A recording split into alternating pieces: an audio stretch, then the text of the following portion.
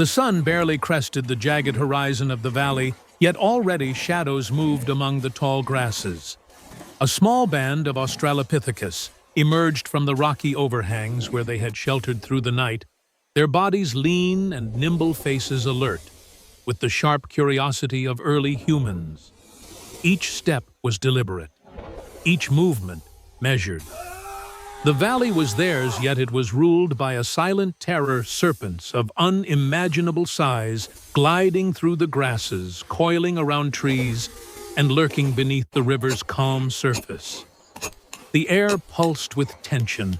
Every sound magnified every ripple of grass or flicker of movement, a potential death sentence. From the riverbank, a mother lifted a small child onto her hip, balancing it with a leaf-lined sling, while her older offspring darted after a bundle of freshly gathered tubers. Another member of the group sharpened a stone tool, sparks flying, as the rock struck another, preparing for the day's hunt. Survival demanded precision. The water they drank could hide a serpent's shadow. The food they gathered might draw predators. One misstep could unravel generations of knowledge honed over millennia. The first conflict arrived like a whisper and a quake.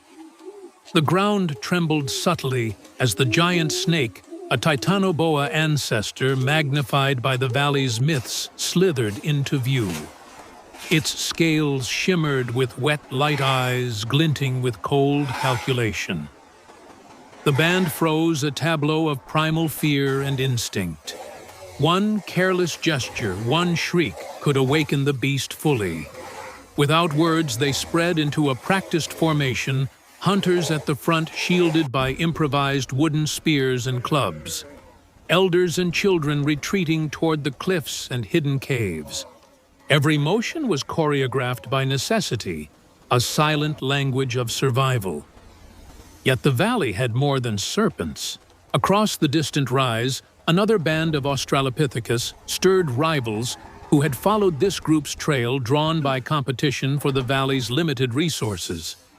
Their approach was cautious, but unrelenting, sticks and stones, ready eyes scanning for weakness. Two threats loomed: the colossal predator beneath the grasses and the cunning rival band above the hill. The domino effect began.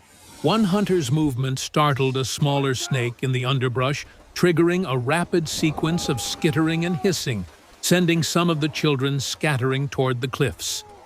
Another hunter lunged forward to guide them back, slipping on damp moss, narrowly avoiding a strike from the smaller serpent.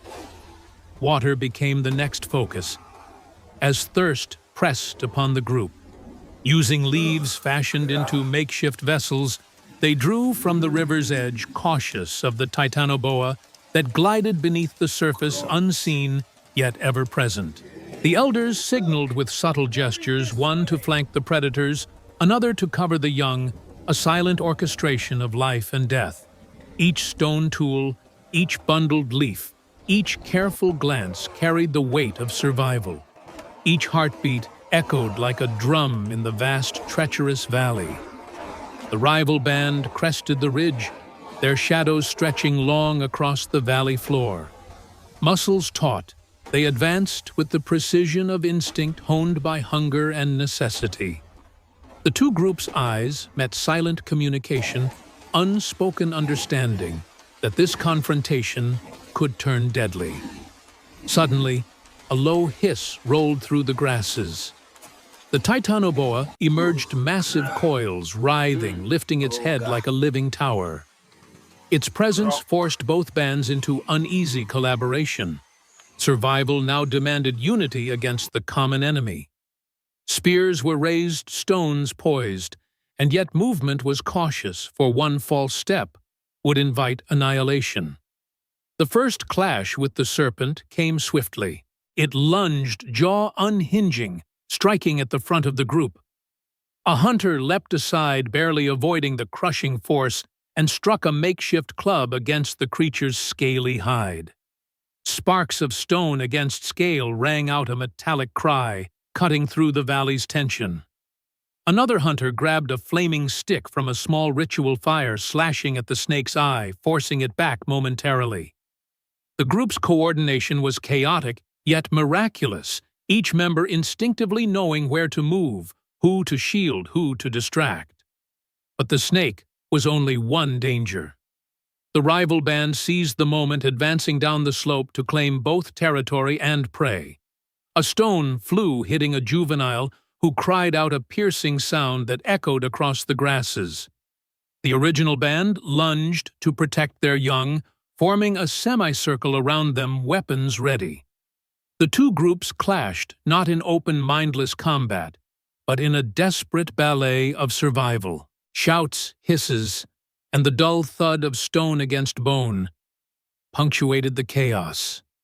Eyes darted for openings, for ways to secure water, food, and safety. Each movement had consequences. Amid the struggle, the valley itself turned against them. Clouds roiled overhead, dark and furious. A sudden storm unleashed torrents of rain, washing the grasses, filling the river to a dangerous swell. The waters surged, carrying logs and debris, forcing the groups to scramble, dragging children to higher ground, clutching bundles of gathered tubers and medicinal roots. Lightning split the sky, illuminating the serpentine predator, the rival band, and the desperate struggle of the original group. Every second was a decision fight: flee, protect, survive.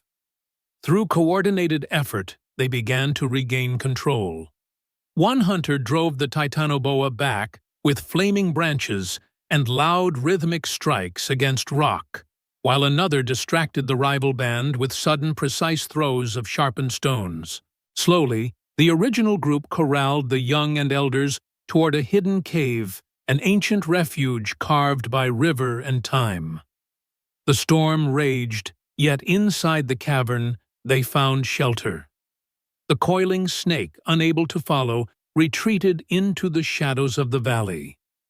The rival band, recognizing the futility of pursuit in the tempest, pulled back, retreating over the slope. As the rain battered the cliff face, the survivors huddled together. Children clung to mothers, elders shared warmth and murmured protective gestures, and hunters, exhausted but vigilant, kept watch. The crisis had passed for now, but the valley had tested them, pushed them to the edge, and demanded more than strength.